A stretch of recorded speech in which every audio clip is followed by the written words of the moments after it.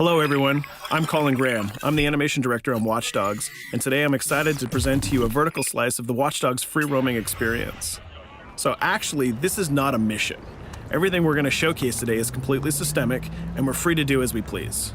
We start off in the wards, the low-income district of our interpretation of Chicago. When creating the world of Watch Dogs, we wanted to stay true to the city and give a unique flavor to each and every neighborhood, not only in terms of the architecture, but also in terms of the people that you'll encounter and what is happening in their day-to-day lives.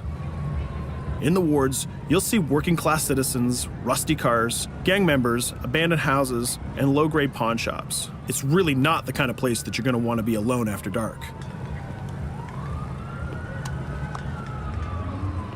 Nowadays, modern cities are increasingly managed by software, controlling traffic lights, electricity grids, and surveillance systems. In our version of Chicago, this management software is called CTOS, or the Central Operating System. The CTOS controls everything in the city, and it was created by the Bloom Corporation. Since the CTOS has been installed in Chicago, people get to work faster, the crime rate has dropped, and the communication networks are now more accessible and stable than they ever were before. It goes without saying that if everything is connected, somebody able to take over the system would be extremely powerful. At this point in the game, we don't have control over this district's CTOS system. The icons that you see over people's head mean that we cannot hack into their mobile devices at the moment. We need to find the CTOS control center, install a backdoor virus into the system to take control over all of the infrastructure in this district. There it is, the CTOS control center.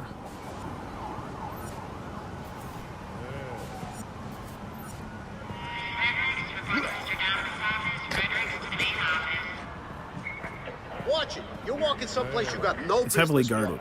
Let's see if we can find the server access codes from a distance. With cameras, we can explore restricted areas without being spotted, tag different guards, and access details on their lives. What the hell is she doing with that weasel motherfucker? It seems that Bloom employees all have a sort of shady past. There it is, the access code to the server room. Unfortunately, we can't access the server via the cameras. We need to sneak inside. One thing that was really important to us when we designed Watch Dogs was to fully support different player styles. Every situation in the game can be tackled the way the player sees fit.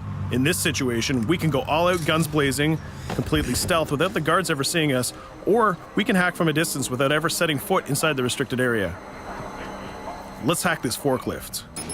Aiden can use the environment to distract and lure guards.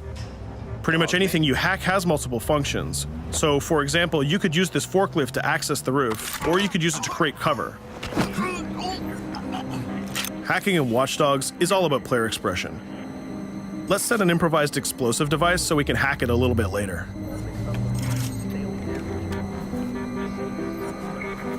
You'll also notice Aiden's low-profile stance. This indicates when the guards are unaware of our presence. We'll try to reach the upper level of the building to see if we can gain a vantage point over our opponents. Everything in the environment can be hacked, so we're going to make some dynamic cover. That's how you spend a day off. Some quality meat. We'll use this forklift to lure the guard towards our IED that we set earlier. Let's see how this plan unfolds. You're working them on.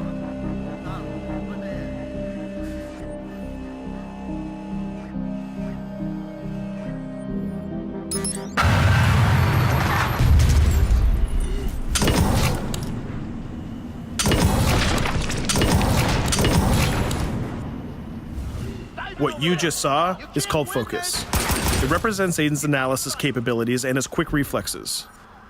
This gives the player more time to combine core game mechanics together, such as shooting, hacking, and driving, in order to handle more complicated situations.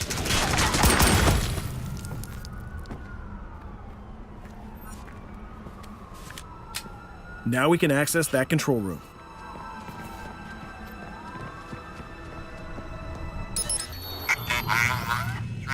Drop 2, 5.